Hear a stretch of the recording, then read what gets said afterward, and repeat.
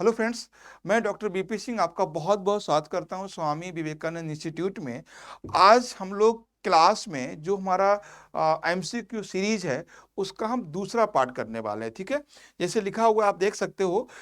Geography paper 2 1000 MC model MCQ plus PYQ by doctor BP Singh. ठीक है, नाम तो मैंने बता दिया, मेरा नाम डॉक्टर बीपी सिंह है। अब इस सीरीज में आप प्लेलिस्ट में देखोगे ना, तो मैं यहाँ पे दो चीजें दे रहा हूँ इस इंस्टीट्यूट के लिए। पहला है जो यूजीसी का पेपर 2 है, उसकी हम डेली 2 क्लास देते हैं।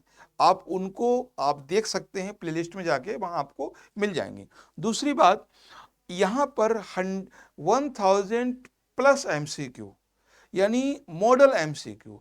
मॉडल का मतलब है कैसे बन सकते हैं, और साथ में पीवाईक्यू। पीवाईक्यू मतलब प्रीवियस ईयर क्वेश्चन। हम इसमें कोशिश ये कर रहे हैं आपको आ, कम से कम जो है 2006 से लेकर 2023 यानी जून का जो एग्जाम हुआ है उनके करवा दिए जाए। यानी 2003 से लेकर जून तक का जो एग्जाम है वो हम आपको करवा दें, ये हमारा टारगेट है। ठीक है, तो चलिए दूसरा सीरीज है, इसमें भी 20 क्वेश्चन है।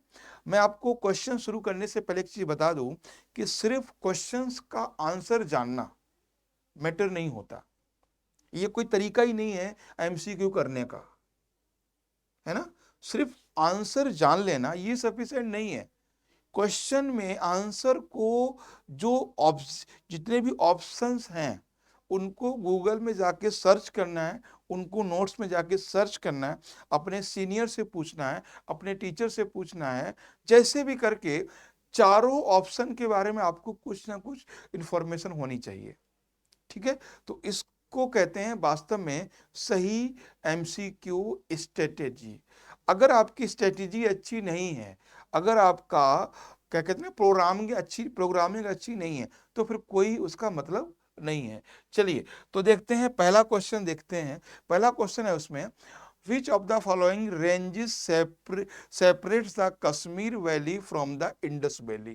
क्वेश्चन है, इनमें कौन सी जो रेंज है जो कश्मीर वैली को इंडस वैली से अलग करता है। यही तो है ना, Kashmir valley from Indus valley तो अलग करता है।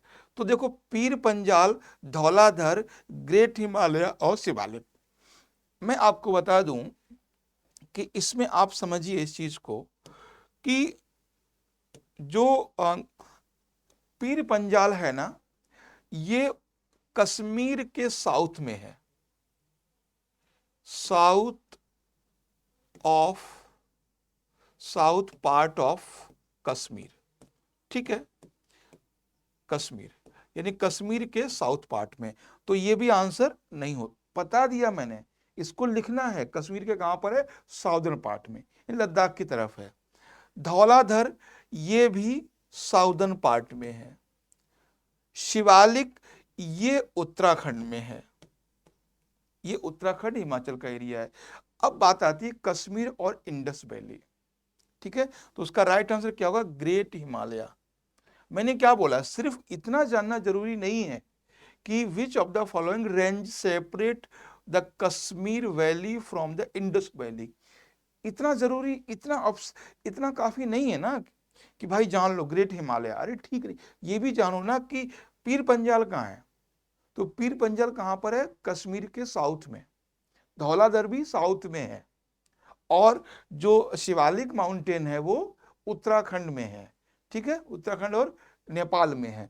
ये क्या है, ये मैक्सिमम सॉफ्ट है, ये मैक्सिमम सॉफ्ट है, और मैक्सिमम लैंडस्लाइड भी यहां पर होते हैं।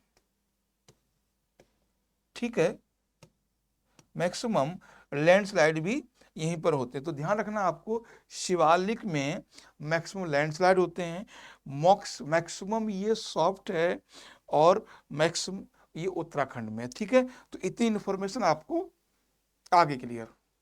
नेक्स्ट अब बात करते हैं question number second. Which of the following state has highest percentage of its agriculture under canal irrigation, यानी कौन सा स्टेट है जहां पर सबसे ज्यादा नहर से सिंचाई होती है। ठीक है, इनमें कौन सा वो स्टेट है जहां पर सबसे ज्यादा नहर से सिंचाई होती है।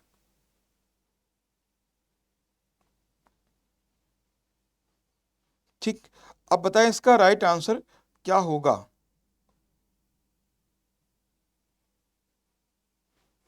बताएं। तो अब देखो, मध्य प्रदेश, जम्मू कश्मीर, उत्तराखंड और उत्तर प्रदेश। अब उसको कैसे हमें निकालना है आंसर, वो क्वालिटी आपको आनी चाहिए। जैसे मान लीजिए कि मध्य प्रदेश में कैनाल कैसे निकालोगे, क्यों? क्योंकि Madhya Pradesh is a plateau region, plateau region, पठारी एरिया है। क्या है? पठारी एरिया है।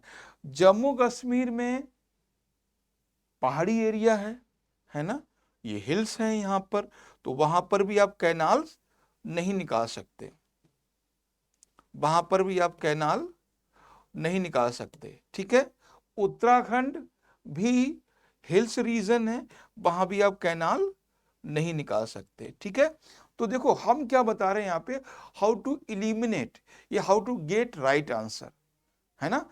सबसे अच्छा तरीका है कि सबके बारे में कुछ ना कुछ पता हो। अरे भाई, नहर कैसे बनाओगे मध्य प्रदेश में?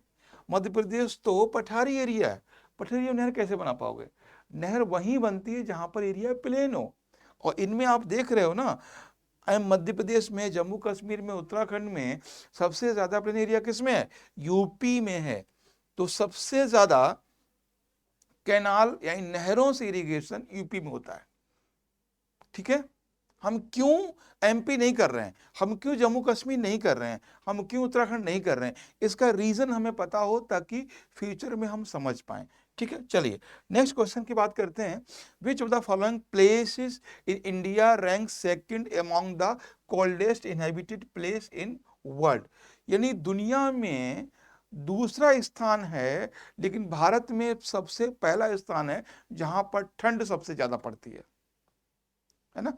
क्या लिखा है उसमें? देखो क्या लिखा है, in India rank second among the coldest in the world. ठीक है, यानी सबसे ठंड, दूसरा स्थान कौन सा? तो वो है, अब देखो माना क्या है, माना एक पास है। क्या है? पास मतलब दर्रा है। कहां पर है? उत्तराखंड में। ठीक है, यूके में है। मनाली एक जगह है हिमाचल प्रदेश में, मनाली एक टूरिस्ट प्लेस है हिमाचल प्रदेश में, इतना ठंडा नहीं होता। ईटानगर आपको पता है ये कैपिटल है नॉर्थ ईस्ट में, है ना, अरुणाचल प्रदेश की। सबसे ज्यादा ठंडा स्थान कौन सा? द्रास, जहां -50 डिग्री टेम्परेचर होता है। कितना? -50 डिग्री, -50 डिग्री। ठीक है, तो देखो माना क्यों नहीं है, माना, देखो माना जो है, एक माना है, एक नीति है ना, नीति है, माना, नीति, ये सारे के सारे क्या हैं? पास हैं, दर्रे हैं। कहां पर हैं? उत्तराखंड में। ठीक है, उत्तराखंड में ये दर्रे हैं।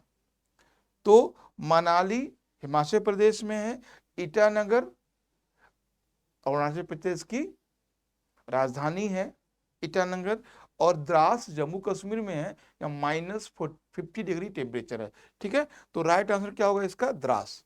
इस इनके बारे में भी जानना जरूरी है। नेक्स्ट है, the Bundelkhand plateau cover part of which two following state, यानी कह रहा है कि बुंदेलखंड जो है वो किन किन दो स्टेट को कवर करता है बुंदेलखंड।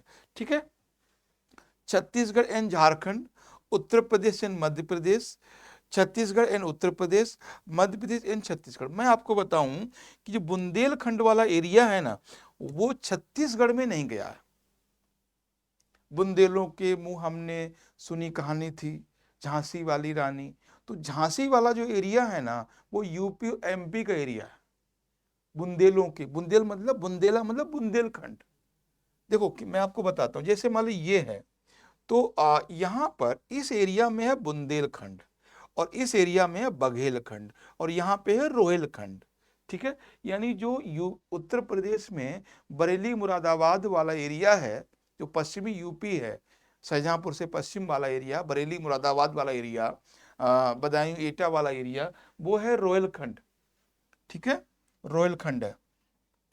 ये झांसी वाला एरिया, ग्वालियर वाला, एमपी वाला एरिया, ये है बुंदेलखंड। और ये ईस्ट वाला एरिया जो झारखंड से लगा हुआ है, बिहार से लगा हुआ है, उसको बोलते हैं बघेलखंड। तो ध्यान रखना है, बुंदेलखंड एरिया छत्तीसगढ़ में नहीं है। ठीक है, तो छत्तीसगढ़ यहाँ भी है, छत्तीसगढ़ यहाँ भी है, छत्तीसगढ़ यहाँ भी है।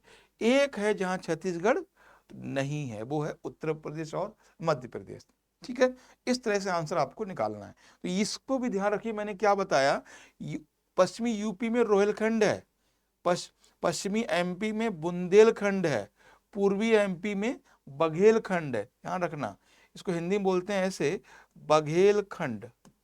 ये है बघेलखंड है, ये पूर्वी यूपी में है। ठीक है, चलिए नेक्स्ट क्वेश्चन देखते हैं। In which of the river, in which of the 5-year plan regional imbalance was given, है ना, प्रीमियंस फॉर द फर्स्ट टाइम। यानी कौन सा वो 5-year प्लान था जिसमें रीजनल इम्बैलेंस को फोकस किया गया था, है ना, क्षेत्रीय असंतुलन को प्रमुखता दी गई थी। इम्बैलेंस, जैसे मान लीजिए, जैसे ना उड़ीसा वाला क्षेत्र है वो पुअर मानते हैं, दिल्ली वाला एरिया थोड़ा अमीर मानते हैं। भारत में है ना, भारत में से कई ऐसे रीजन हैं, बोलते हैं ये एरिया गरीब है, मतलब अंडर डेवलप है, बहुत विकास नहीं हुआ है, ये एरिया डेवलप है। तो जो रीजनल इम्बैलेंस था वो किस 5-year प्लान में ध्यान दिया गया था उसका, कि ये गलत है, ये नहीं होना चाहिए। तो वो 5-year प्लान था, है ना, यस, क्या प्लान था, वो था थर्ड 5-year प्लान। क्या था, थर्ड 5-year प्लान। ठीक है, वो राइट आंसर क्या होगा, थर्ड, तीसरा। अब नेक्स्ट देखते हैं क्वेश्चन नंबर 6, क्या कहता है, which category of region does metropolitan region belong. यानी इनमें से कौन सा वो रीजन है जो मेट्रो सिटी वाला होता है। मेट्रो सिटी वाला कौन कौन सा, फॉर्मल रीजन। फॉर्मल रीजन क्या मेट्रो सिटी हो सकता है, नहीं। फंक्शनल रीजन, इसको होल्ड करते हैं। सिंगल पर्पस रीजन, जैसे मान लीजिए, जैसे कोई, जैसे सपोज करो कि जमशेदपुर है, या एक एग्जाम्पल हम लेते हैं, मान लीजिए बोकारो। ठीक है, तो वहां पे एक स्टील सिटी बोलते हैं। तो सिंगल कोई इंडस्ट्री होगी ना, तो मेट्रोपॉलिटन सिटी नहीं होगा। जहां पर सिंगल इंडस्ट्री को बढ़ावा दिया जाएगा वहां पे, तो ये भी नहीं होगा। नेचुरल रीजन, नेचुरल रीजन कौन सा यार, नेचुरल रीजन तो सियाचिन है, नेचुरल रीजन तो थार है, क्या ये हो सकते हैं, नहीं। तो मेट्रोपॉलिटन सिटी या एरिया वो होते हैं जो फंक्शनल एरिया होते हैं। क्या, जो क्रियात्मक क्षेत्र होते हैं। वो कहते हैं ना कि दिल्ली पूरा रात भागती है। आप अगर दिल्ली में सुबह 6 बजे मेट्रो पे जाओगे ना, तो आपको बोगी फुल मिलेगी। पता है क्यों, क्योंकि दिल्ली फंक्शनल रीजन है। कहते हैं मुंबई रात भर खुली रहती है, कि जो मेट्रो सिटी है वहां काम ज्यादा होता है ना। कह सकते हैं there is no holiday in metro city. आज आज 10 सितंबर है, आज भी अगर हम देखें दिल्ली में ऑफिशियली दिल्ली बंद है, लेकिन फिर भी लोग अपने घर से बाहर निकल रहे हैं। 2 रीजन है आज बंद होने के, संडे है और दूसरा G20 हो रहा है, उस वजह से सरकार ने बंद किया हुआ है। लेकिन फिर भी लोग घर से बाहर निकल रहे हैं काम के लिए और काम कर रहे हैं। हम खुद यहाँ पे क्लास करने के लिए आए हैं। तो मतलब क्या है कि कुछ भी हो जाए, जो मेट्रो सिटी रुकता नहीं है, ये बात याद रखना। ठीक, चले what are the basis of agroclimatic regionalization purpose proposed by the planning commission of India। यानी जो कृषि जलवायु क्षेत्र हैं उनका आधार क्या है, कृषि जल, यानी जो एग्रो क्लाइमेटिक रीजन है। आपको पता है भारत में 15 एग्रो क्लाइमेटिक रीजन है, 15 तो उनका जो है, यानी जो प्लानिंग कमीशन ने एक बेस दिया होगा ना, इस बेस पे हम लोग करेंगे। ये बहुत अच्छा क्वेश्चन है, ठीक है। रिलीफ सॉइल एंड ड्रेनेज, उच्चावच मृदा और rainfall temperature and cropped area, vegetation soil and land use, ठीक है। Relief land use and net sown area. देखो ये नेट सोन एरिया, इसका तो कोई मतलब ही नहीं है, ये तो हम पे डिपेंड करता है। ध्यान रखना है कि क्लाइमेटिक रीजन डिसाइड कौन करता है, एग्रो क्लाइमेटिक रीजन डिसाइड करते हैं नेचुरल फैक्टर, है ना। देखो मैं आपको एक मैप बनाता हूं, वहां आपको समझ में आएगा।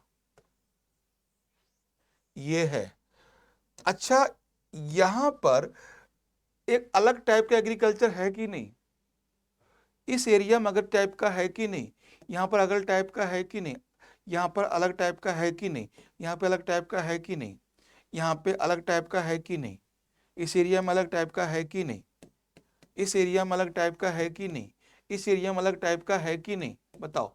इस एरिया में अलग टाइप का है कि नहीं, बताओ। इस एरिया में अलग टाइप का है कि नहीं, यहाँ पर है या नहीं है। तो ये क्या है, ये एग्रो क्लाइमेटिक जोन है या क्लाइमेटिक जोन है। अरे बहुत सीधी सी बात है भाई, क्लाइमेट डिसाइड करते हैं एग्रीकल्चर को, या क्लाइमेट डिसाइड करते हैं वेजिटेशन को, और वेजिटेशन ही तो एग्रीकल्चर है ना। तो जैसे जितने क्लाइमेटिक रीजन होंगे उतने ही एग्रो क्लाइमेटिक रीजन भी होंगे।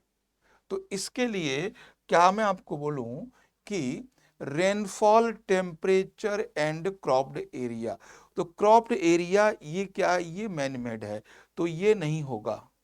Vegetation soil and land use भी मैन मेड है, ये नहीं होगा।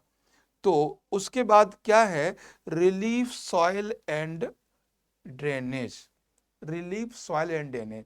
जैसे मान लीजिए गंगा का मैदान है, तो प्लेन है, सॉइल है अलग टाइप की, और ड्रेनेज सिस्टम अलग टाइप का है, तो गंगा का मैदान एक अलग एग्रो क्लाइमेट की जोन बन गया। वहीं अगर बात करें थार वाला एरिया, थार में क्या है, रिलीफ, रेत है, सॉइल वहां पे रेत है, ड्रेनेज मतलब पानी कम है, इस तरह से। तो ये सबसे ज्यादा इंपॉर्टेंट पार्ट है आपका। नेक्स्ट हम बात करते हैं क्वेश्चन नंबर 8, इसमें हिंदी नहीं है। Which one of the following is related to tribal economy. अच्छा जो जनजातीय लोग हैं उनकी इकोनॉमी क्या होती है ना, ट्राइबल इकोनॉमी, बहुत बार सुना होगा। आपको पता है सबसे बड़ी भारत की जनजाति कौन सी है, मैं आपको बता दूं, वो है गोंड जनजाति। गोंड ये भारत की सबसे बड़ी जनजाति है ना, सबसे बड़ी जनजाति। भारत की दो जनजातियां जो सबसे ज्यादा खतरे में हैं, एक है जरावा ट्राइब, दूसरा है अंडमानी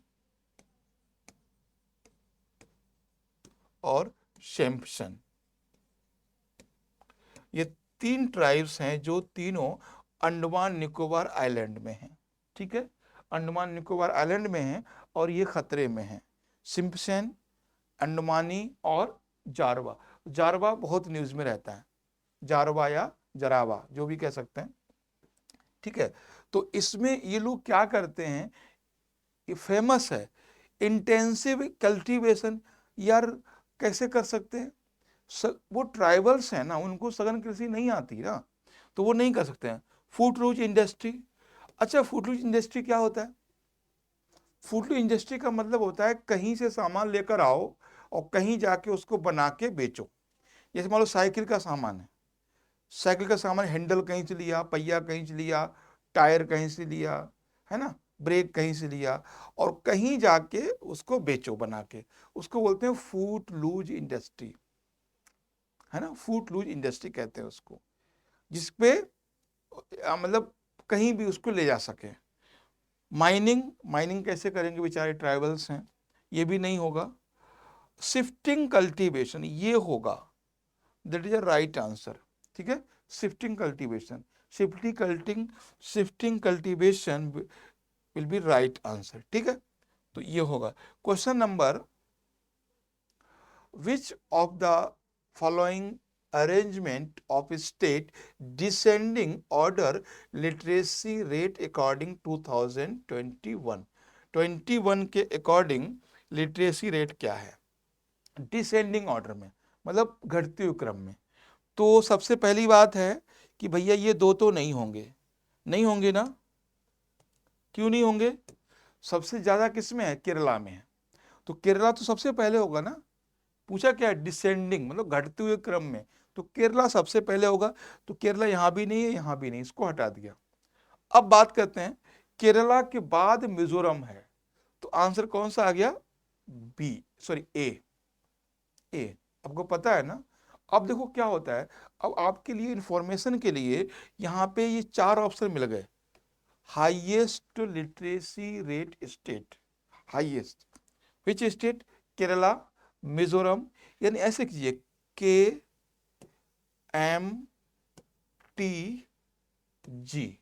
इस तरह से KMTG, केरला, मिजोरम और त्रिपुरा और गोवा। त्रिपुरा में भी लिटरेसी रेट है ना। अब बताइए, और यहीं पर जो ट्राइबल्स के साथ जो घटना हुआ है लेडी के साथ, वो यही हुआ, लिटरेसी रेट इतना ज़्यादा फिर भी मिजोरम में हुआ है, मणिपुर में हुआ है, वो सब एक ही एरिया, मिजोरम मणिपुर, मणिपुर कितना पास में, ऐसा थोड़ी है कि अगर मिजोरम में लिटरेसी रेट अगर मान लीजिए है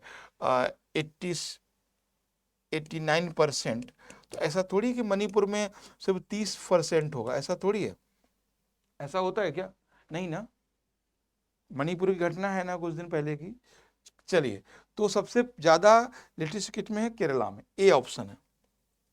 उसके बाद है टू, हाँ, the final stage in the process of energy resource utilisation, final stage कौन सी है, transport, storage, disposal of waste material, that is a right answer, disposal of waste material, ये फाइनल स्टेज है एनर्जी की।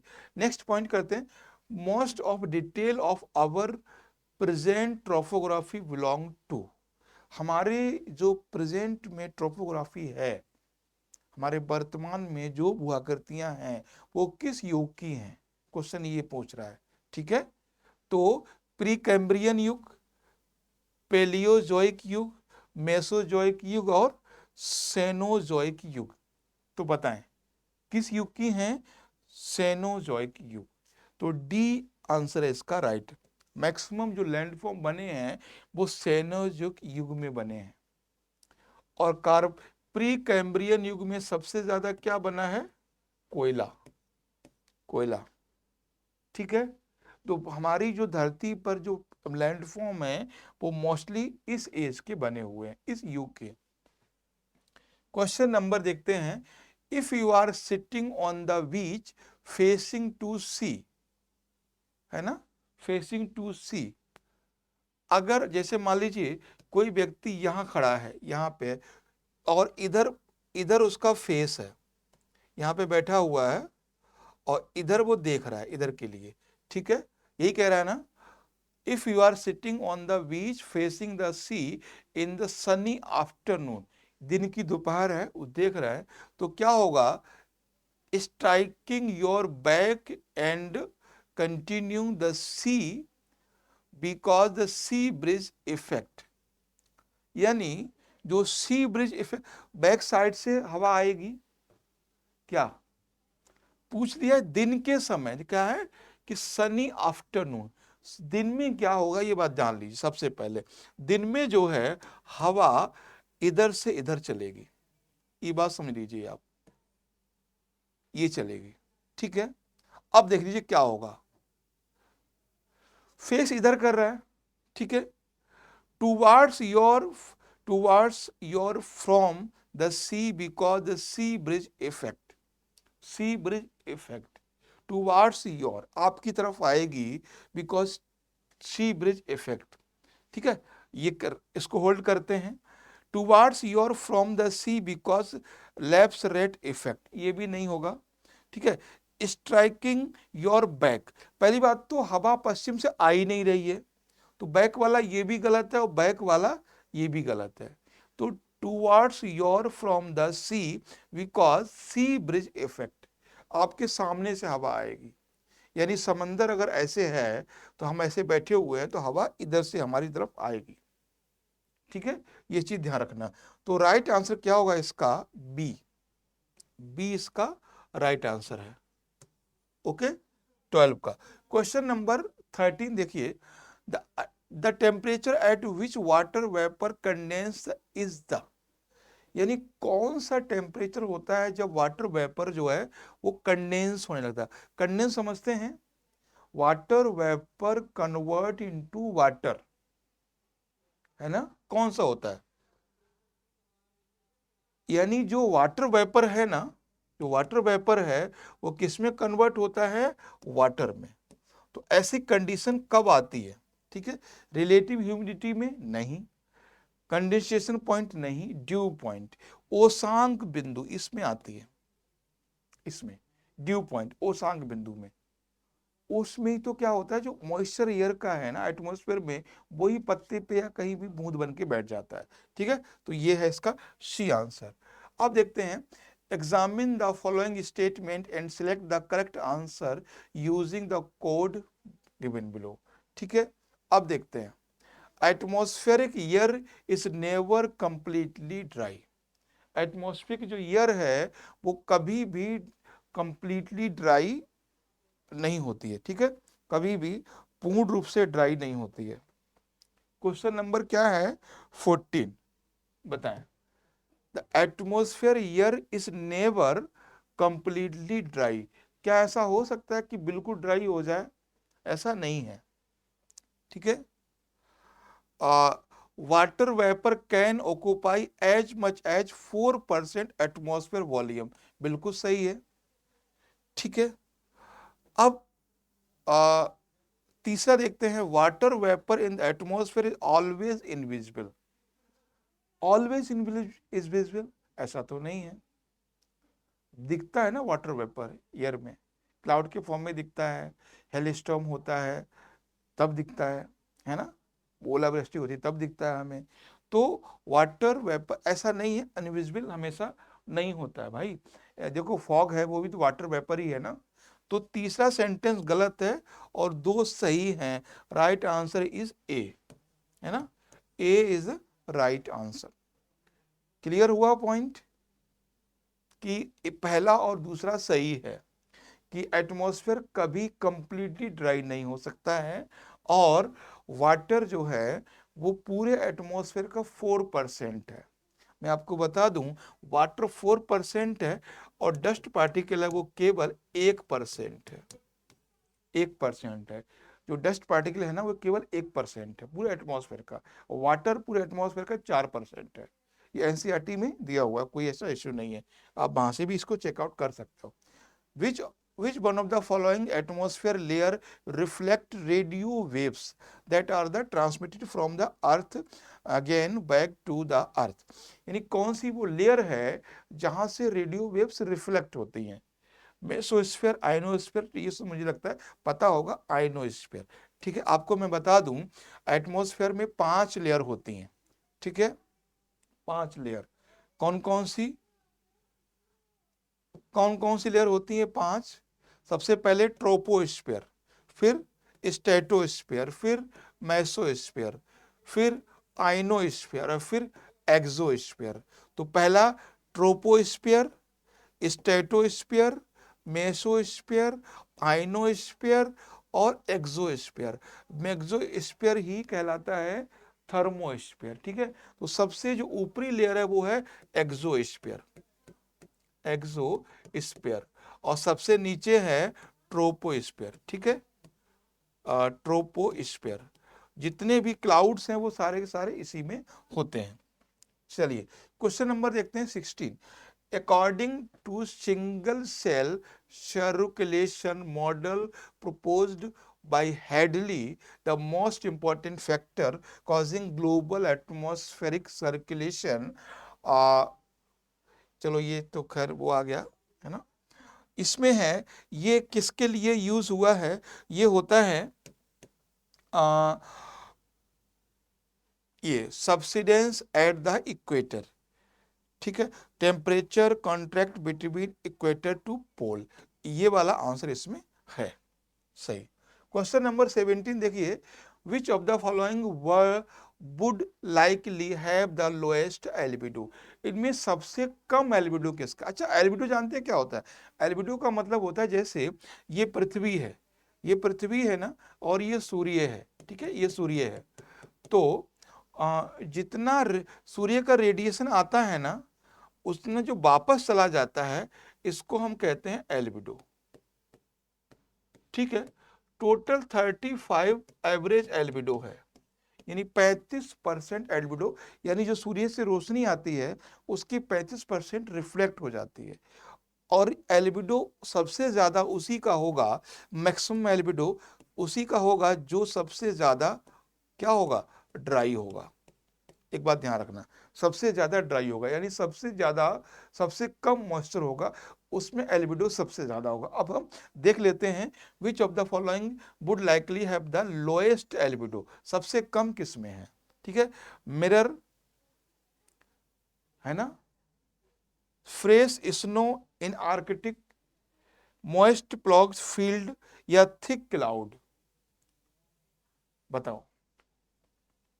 Moist ploughed soil, इसमें सबसे ज्यादा albedo, सबसे कम एल्बिडो होगा, मतलब ये सबसे ज्यादा एब्जॉर्ब कर लेगी क्या, रेडिएशन को। हमने क्या बोला, मोइस्ट है ना, नमी नमी है, तो जिसमें ड्राइनेस सबसे कम होगी, यानी जो सबसे ज्यादा नम होगा, उसको एल्बिडो भी सबसे कम होगा, ठीक है, यानी वो सबसे कम रिफ्लेक्ट करेगी। चलिए question number 18, given the below the two statement, है ना, क्या बोलता है रीजन, ठीक है, ये स्टेटमेंट देखते हैं। पहला स्टेटमेंट क्या है, hurricane can not develop in the velocity of the equator, बिल्कुल सही बात है। Coriolis force is maximum over the equator, पहली बात है, कोरियोलिस फोर्स जो है इक्वेटर पर 0 होता है, मैक्सिमम नहीं होता है, ठीक है। Hurricane can not develop in city of equator, ये भी सही है, तो पहला सेंटेंस सही है, दूसरा गलत है। क्या होगा कि first is true but R is false, इसका सी ऑप्शन होगा, ठीक है, सी होगा। ओके, नाउ लास्ट एक देखते हैं, the average temperature of surface water और ओशियन। देखो पूरी पृथ्वी का जो एवरेज टेम्परेचर है ना, वो 15 डिग्री है, एक बात याद रखना 15 डिग्री है, तो ओशियन का जो टेम्परेचर है वो भी 15 डिग्री सेल्सियस ही होगा, एवरेज की बात करें तो, है ना। लेकिन इसमें एक चीज प्रॉब्लम ये है कि एवरेज यहाँ पे पूछा है ना, तो देखो पानी 15 तो नहीं होता है, लेकिन इसका ये मान सकते हैं हम, इसका ऑप्शन जो राइट ऑप्शन होगा, एक बार आप लोग देखिएगा, मेरे हिसाब से इसका सी आंसर होना चाहिए 26 डिग्री, ठीक है, 26 डिग्री एवरेज होगा। पृथ्वी का मैंने बताया, संपूर्ण पृथ्वी का टेम्परेचर कितना एवरेज है, 15 डिग्री, लेकिन ओशियन का है 16 डिग्री, सॉरी 26 डिग्री, तो सी इसका राइट आंसर होगा। क्वेश्चन नंबर 20, ये हमारा लास्ट क्वेश्चन है, ठीक है, ये लास्ट क्वेश्चन, इसमें देखेंगे ecosystem has 2 components which are, यानी जो वायुमंडल है, सॉरी इकोसिस्टम है, उसमें 2 कंपोनेंट होते हैं। इकोसिस्टम जानते हो ना, ये एरिया है, इसमें 2 चीजें होंगी, या तो माउंटेन होगा या वेजिटेशन होगा, ठीक है, तो क्या होगा, बायोटिक और अबायोटिक, ठीक है, तो 2 चीजें हैं, किसी भी इकोसिस्टम में 2 चीजें होती हैं, बायोटिक का मतलब, अबायोटिक का मतलब होता है अजैविक, जिसमें पर्वत, पठार, मैदान, सॉइल, रिवर, ये क्या है, नॉन लिविंग है, अवायोटिक है। बायोटिक में क्या है, प्लांट है, एनिमल है, ये सारी चीजें बायोटिक हैं। ठीक है, तो ये है। Thanks for watching geography by doctor BP Singh. अभी मैं एक चीज आपको क्लियर कर दूं यहाँ पे कि जितने भी आप लोग क्लास कर रहे हो ज्योग्राफी के लिए, आप चाहे यूपीएससी के लिए करें, चाहे किसी किसी के लिए एग्जाम के लिए तैयारी करें, लेकिन आपको पीवाई के ऊपर ध्यान देना ही पड़ेगा। ठीक है, तो पीवाईक्यू को बहुत अच्छे समझिए, और हो सके तो मॉडल क्वेश्चन भी कीजिए, है ना। मॉडल क्वेश्चन साथ में जरूर कीजिए। जो भी मैं क्वेश्चन देता हूँ साथ में ये आंसर की भी देता हूँ। आप चाहो तो इसको स्क्रीनशॉट ले सकते हैं इसके। ठीक है, आप इसका स्क्रीनशॉट ले सकते हैं। ये उन्हीं के आंसर हैं जो हमने अभी हाल में देखे हैं। ठीक है, उन्हीं के जो हमने अभी हाल में देखे हैं। अगर कोई ऐसा लगे कि फैक्ट थोड़ा सा इधर उधर, तो मिला लीजिएगा, ऐसा कोई दिक्कत नहीं है। हाँ, गूगल में 2-4 जगह अगर लगे कि हाँ कोई डाउट हो रहा है, तो उसको गूगल में 2-4 जगह मिला सकते हैं। बाकी क्लास में कमेंट भी करेंगे तो भी हम आपको रिप्लाई करेंगे क्या सही है। कई कई बार ना गूगल में भी, विकिपीडिया में कई कई जगह गलत हो सकता है। ठीक है, उसमें कोई दिक्कत नहीं है। हम आपको जब भी क्लास करवाएंगे, आपको एक एमसीक्यू क्लास रहेगी और 2 क्लास पेपर 2 की रहेंगी। ठीक है, तो हम लोग नेक्स्ट क्लास में मिलते हैं। Thank you.